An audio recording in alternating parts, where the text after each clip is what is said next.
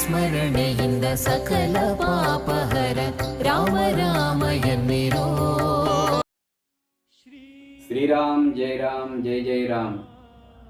ಅಯೋಧ್ಯೆಯಲ್ಲಿ ಶ್ರೀರಾಮ ಪಟ್ಟಾಭಿಷೇಕ 21 ದಿನಗಳ ಕಥಾ ಮಾಲಿಕೆಯಲ್ಲಿ 21 ದಿನದ ಕಥಾ ಭಾಗಕ್ಕೆ PhD by DG ಯೂಟ್ಯೂಬ್ ಚಾನಲ್ನ ಎಲ್ಲ ವೀಕ್ಷಕರಿಗೂ ಸ್ವಾಗತ ಸುಸ್ವಾಗತ. ಇಂದು ಶ್ರೀರಾಮನ ಕಥೆಯನ್ನು ನಾವು ಕೇಳಿದರೆ ಮುಂದೆ ಶ್ರೀರಾಮರು ನಮ್ಮ ಕಥೆಯನ್ನು ಕೇಳುತ್ತಾರೆ. ಜೈ ಶ್ರೀರಾಮ್. ರಾಮ ರಾವಣರ ಯುದ್ಧದ ನಂತರ ದಶಕಂಠ ರಾವಣನ ಸಂಹಾರವಾಗಿದೆ. ತದನಂತರ ಲಂಕೆಗೆ ವಿಭೀಷಣನನ್ನು ರಾಜನಾಗಿ ಶ್ರೀರಾಮ ಪ್ರಭುಗಳು ಪಟ್ಟಾಭಿಷೇಕ ಮಾಡಿದ್ದಾರೆ. ಈಗ ಲಂಕೆಗೆ ವಿಭೀಷಣನೇ ಮಹಾರಾಜ. ವಿಭೀಷಣನು ಸೀತಾಮಾತೆಯವರನ್ನು ಶ್ರೀರಾಮನಿಗೆ ಒಪ್ಪಿಸಲು ಗೌರವಯುತವಾಗಿ ಕರೆದುಕೊಂಡು ಬರುತ್ತಿದ್ದಾನೆ. ಇತ್ತ ಶ್ರೀರಾಮ, ಲಕ್ಷ್ಮಣ, ಆಂಜನೇಯ, ಸುಗ್ರೀವ, ಜಾಂಬವಂತ, ನಲ, ನೀಲ ಹಾಗೂ ಸಮಸ್ತ ಕಪಿ ಸೈನ್ಯವು ನಿಂತಿದೆ. ಸೀತಾಮಾತೆಯವರು ಶ್ರೀರಾಮ ಪ್ರಭುಗಳನ್ನು ನೋಡುತ್ತಾ ಕಣ್ಣಲ್ಲಿ ಆನಂದ ಬಾಷ್ಪ ತುಂಬಿಕೊಂಡು ಬರುತ್ತಿದ್ದಾರೆ. ಸೀತಾಮಾತೆಯವರನ್ನು ನೋಡಿದಂತಹ ಶ್ರೀರಾಮ ಪ್ರಭುಗಳು ಕೂಡ ಕಣ್ಣಿನಲ್ಲಿ ಆನಂದ ಬಾಷ್ಪ ತುಂಬಿಕೊಂಡಿದ್ದಾರೆ. ಸೀತಾಮಾತೆಯವರು ಒಂದೊಂದೇ ಹೆಜ್ಜೆಯನ್ನು ಇಡುತ್ತಾ ಪ್ರಭುಗಳಾದ ಶ್ರೀರಾಮ ಪ್ರಭುಗಳತ್ತ ಬರುತ್ತಿದ್ದಾರೆ. ಆಗ ಇದ್ದಕ್ಕಿದ್ದ ಹಾಗೆ ಶ್ರೀರಾಮ ಪ್ರಭುಗಳು ಸೀತಾ ಅಲ್ಲಿಯೇ ನಿಲ್ಲು ಎನ್ನುತ್ತಾರೆ. ಭಯಗೊಂಡಂತಹ ಸೀತಾಮಾತೆಯವರು ಅಲ್ಲಿಯೇ ನಿಲ್ಲುತ್ತಾರೆ.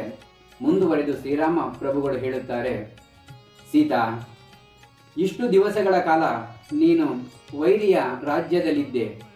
ಈಗ ನಾನು ನಿನ್ನನ್ನು ಹೇಗೆ ಸ್ವೀಕರಿಸಲಿ ಎನ್ನುತ್ತಾರೆ ಶ್ರೀರಾಮ ಪ್ರಭುಗಳು.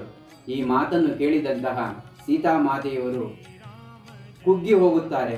ಈ ಭೂಮಿಯ ಬಾಯಿ ತೆರೆದು ನನ್ನನ್ನು ನುಂಗಿಕೊಳ್ಳಬಾರದಾ ಎನ್ನುವಂತೆ ಕುಗ್ಗಿ ಹೋಗುತ್ತಾರೆ ಸೀತಾಮಾತೆಯವರು.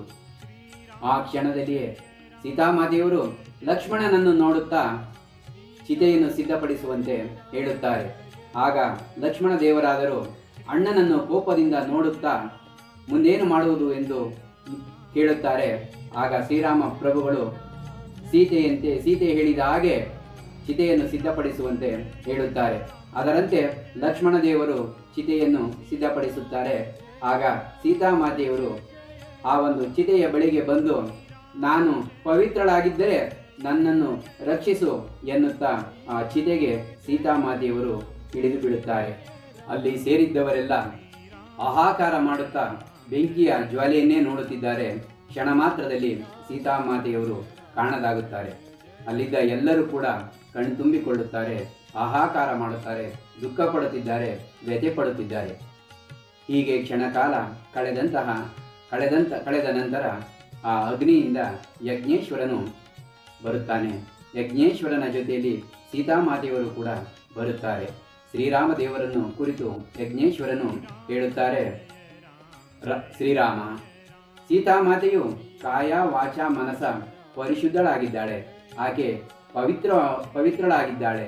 ಆಕೆಯನ್ನು ಸ್ವೀಕರಿಸು ಎಂದು ಯಜ್ಞೇಶ್ವರನು ಹೇಳುತ್ತಾನೆ. ಆಗ ಶ್ರೀರಾಮ ದೇವರು, ಸ್ವಾಮಿ, ಸೀತಾಮಾತೆಯು ಪವಿತ್ರಳೆಂದು ನನಗೆ ತಿಳಿದಿದೆ. ಆದರೆ ಲೋಕವು ಅನುಮಾನ ಪಡಬಾರದೆಂದು ಈ ಒಂದು ರೀತಿಯಲ್ಲಿ ನಾನು ನಡೆದುಕೊಳ್ಳಬೇಕಾಯಿತು ಎನ್ನುತ್ತಾ ಸೀತಾಮಾತೆಯವರ ಕೈ ಹಿಡಿದು ಕರೆದುಕೊಂಡು ಬರುತ್ತಾನೆ. ಆ ದಿವಸ ಎಲ್ಲರೂ ಕೂಡ ಅಲ್ಲಿಯೇ ಉಳಿದುಕೊಂಡಿದ್ದಾರೆ. ಮಾರನೇ ದಿವಸ ಬೆಳಕಾಗಿದೆ.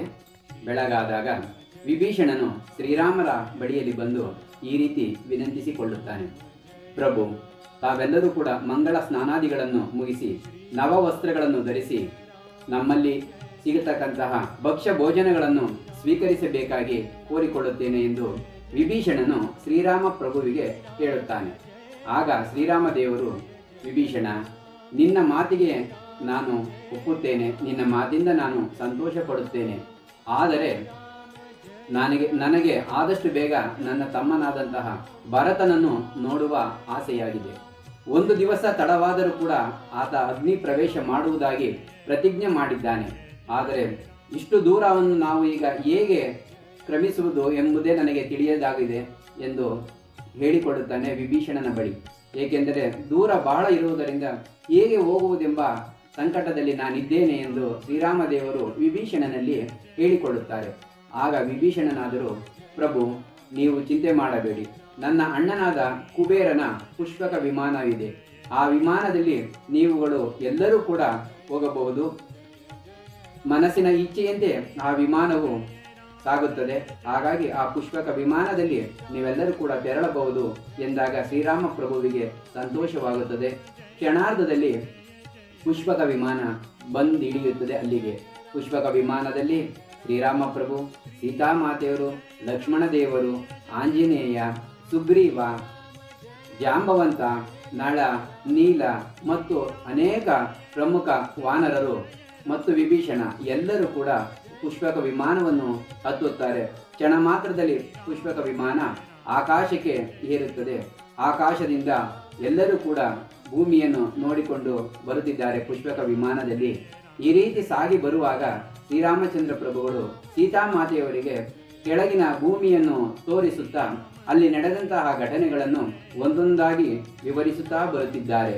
ಹೀಗೆ ಆಕಾಶದಲ್ಲಿ ಪುಷ್ಪಕ ವಿಮಾನದಲ್ಲಿ ಬರುತ್ತಿರುವಾಗ ಕೆಳಗಿನ ಭಾಗವನ್ನು ನೋಡುತ್ತಾ, ಅಂದರೆ ಭೂಮಿಯನ್ನು ನೋಡುತ್ತಾ ಸೀತಾಮಾತೆಯವರಿಗೆ ಶ್ರೀರಾಮ ಪ್ರಭುಗಳು ಈ ರೀತಿ ಹೇಳುತ್ತಿದ್ದಾರೆ. ನೋಡು ಸೀತಾ, ಇದೇ ಕಿಷ್ಕಿಂಧೆ ರಾಜ್ಯ, ವಾಲಿ ಮತ್ತು ಸುಗ್ರೀವರು ಇದ್ದಂತಹ ಪ್ರದೇಶ. ಇದು ಋಷಿಮುಖ ಪರ್ವತ. ಋಷಿಮುಖ ಪರ್ವತದಲ್ಲಿ ನಾನು ಮತ್ತು ಸುಗ್ರೀವ ಸ್ನೇಹಿತರಾದದ್ದು. ಅದಾದ ನಂತರ ನೋಡು, ಹಾಗೆ ಮುಂದೆ ಅತ್ರಿ ಮುನಿಗಳ ಆಶ್ರಮವಿದೆ, ಅಗಸ್ತ್ಯ ಮುನಿಗಳ ಆಶ್ರಮವಿದೆ. ತದನಂತರ ಗಂಗಾ ನದಿ ಹರಿಯುತ್ತಿದೆ, ಯಮುನಾ ನದಿ, ಗೋದಾವರಿ ಎಲ್ಲ ನದಿಗಳು ಇಲ್ಲಿಂದ ಕಾಣಿಸುತ್ತಿವೆ. ಹಾಗೆ ಮುಂದೆ ಬಂದಾಗ ಪಂಚವಟಿ ಜಿಂಕೆ, ಮಾಯಾ ಜಿಂಕೆಗೆ ಬಲಿಯಾದಂತಹ ಪ್ರದೇಶ ಈ ಪಂಚವಟಿ. ಅದಾದ ನಂತರ ಚಿತ್ರಕೂಟ ಪರ್ವತ, ಚಿತ್ರಕೂಟ ಪ್ರದೇಶದಲ್ಲಿ ತಮ್ಮನಾದ ಭರತನು ಬಂದು ನಮ್ಮನ್ನು ನೋಡಲು ಬಂದಂತಹ ಪ್ರದೇಶ. ಹಾಗೆಯೇ ಮುಂದಕ್ಕೆ ಬರುತ್ತಾ ಇದ್ದಂತೆ ತನ್ನ ಗೆಳೆಯನಾದ ಗುಹನ ಒಂದು ರಾಜ್ಯ ಬರುತ್ತದೆ. ಆ ಒಂದು ಗುಹನ ರಾಜ್ಯವನ್ನು ಕೂಡ ತೋರಿಸುತ್ತಾರೆ ಶ್ರೀರಾಮ ಪ್ರಭುಗಳು. ತದನಂತರ ಮುಂದಕ್ಕೆ ಬಂದಾಗ ಇನ್ನೇನು ಅಯೋಧ್ಯೆ ಕಾಣಸಿಗುತ್ತದೆ. ಅಯೋಧ್ಯೆ ಎಂದಾಗ ಅಲ್ಲಿ ಇದ್ದಂತಹ ವಾನರರೆಲ್ಲರೂ ಕೂಡ ಆಶ್ಚರ್ಯಭರಿತವಾಗಿ ಆ ಒಂದು ಪಟ್ಟಣವನ್ನು ನೋಡುತ್ತಾರೆ.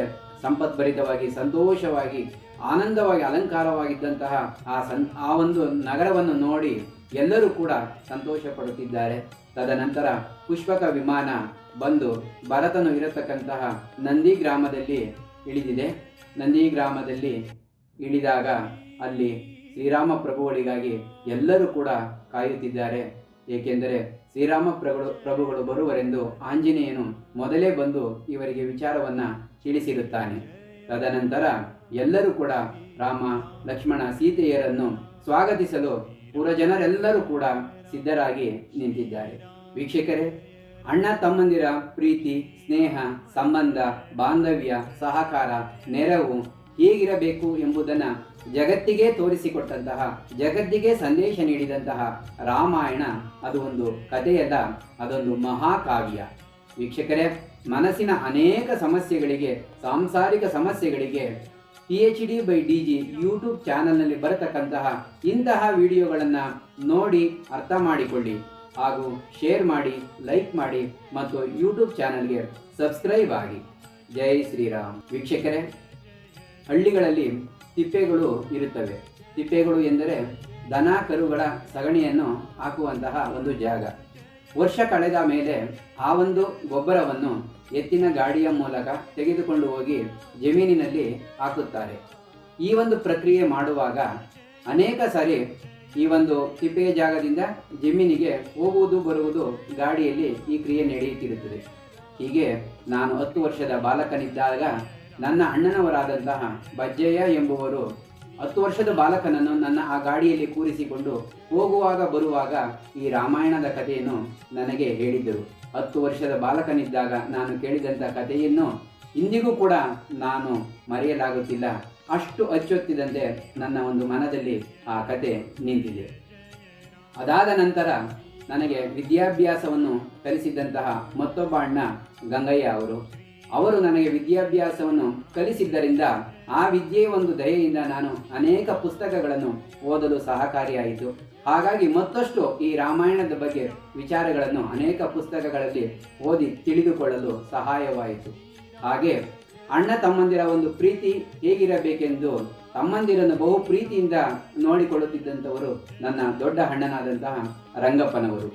ನನಗೆ ದೊಡ್ಡಣ್ಣನಾದ ರಂಗಪ್ಪ, ಆನಂತರ ಗಂಗಯ್ಯ, ಬಜ್ಜಯ್ಯ, ಈ ಮೂವರು ಅಣ್ಣಂದಿರ ಒಂದು ಆಶೀರ್ವಾದದಿಂದ, ಪ್ರೀತಿಯಿಂದ, ಜ್ಞಾನದಿಂದ ಈ ಒಂದು ಶ್ರೀ ರಾಮಾಯಣ ಕಥೆಯನ್ನು ನಿಮಗೆ ಅರ್ಪಿಸಲು ಸಾಧ್ಯವಾಯಿತು. ಈ ದಿವಸ ಆ ಮೂವರನ್ನು ನೆನೆದು ಆ ಮೂವರಿಗೂ ನಾನು ಪ್ರಣಾಮಗಳನ್ನು ಸಲ್ಲಿಸುತ್ತೇನೆ. ಜೈ ಶ್ರೀರಾಮ್. ಹಾಗೆ ಈ ಒಂದು ಕಾರ್ಯದಲ್ಲಿ ನನಗೆ ಸಹಕಾರ ನೀಡಿದಂತಹ ನನ್ನ ಗುರುಗಳು, ಸ್ನೇಹಿತರು, ಹಿತೈಷಿಗಳು, ಬಂಧುಗಳು ಎಲ್ಲರೂ ಕೂಡ ನನಗೆ ಅನೇಕ ರೀತಿಯಲ್ಲಿ ಸಲಹೆಗಳನ್ನು ನೀಡಿದ್ದಾರೆ, ಸಹಕಾರವನ್ನು ನೀಡಿದ್ದಾರೆ. ಹಾಗೂ ನೀವೆಲ್ಲರೂ ಕೂಡ ಬಹಳ ಭಕ್ತಿಯಿಂದ ಈ ಕಥೆಯನ್ನು ಕೇಳಿದ್ದೀರಾ. ನಿಮಗೆಲ್ಲರಿಗೂ ಕೂಡ ನನ್ನ ಅನಂತ ಪ್ರಣಾಮಗಳು. ಈ ಒಂದು ಕಥೆ ಹೇಳುವಾಗ ನನ್ನಲ್ಲಿ ಏನಾದರೂ ಲೋಪದೋಷಗಳು ಬಂದಿದ್ದಲ್ಲಿ, ತಪ್ಪು ತೊದಲುಗಳು ಇದ್ದಲ್ಲಿ ನೀವೆಲ್ಲರೂ ಕೂಡ ನನ್ನನ್ನು ಮನ್ನಿಸಿ ಹರಸುತ್ತೀರೆಂದು ಭಾವಿಸಿರುತ್ತೇನೆ. ಜೈ ಶ್ರೀರಾಮ್. ವ್ಯೋಮಕೇಶನ ದಿವ್ಯ ತಾರಕ ಮಂತ್ರವು ರಾಮ ರಾಮ ಎನ್ನಿರೋ. ರಾಮ ರಾಮ ಜಯ ರಾಜ ರಾಮ, ರಾಮ ರಾಮ ಜಯ ಸೀತಾರಾಮ್. ರಾಮ ರಾಮ ಜಯ ರಾಜ ರಾಮ, ರಾಮ ರಾಮ ಜಯ ಸೀತಾರಾಮ್. ರಾಮ ರಾಮ ಜಯ ರಾಜ ರಾಮ, ರಾಮ ರಾಮ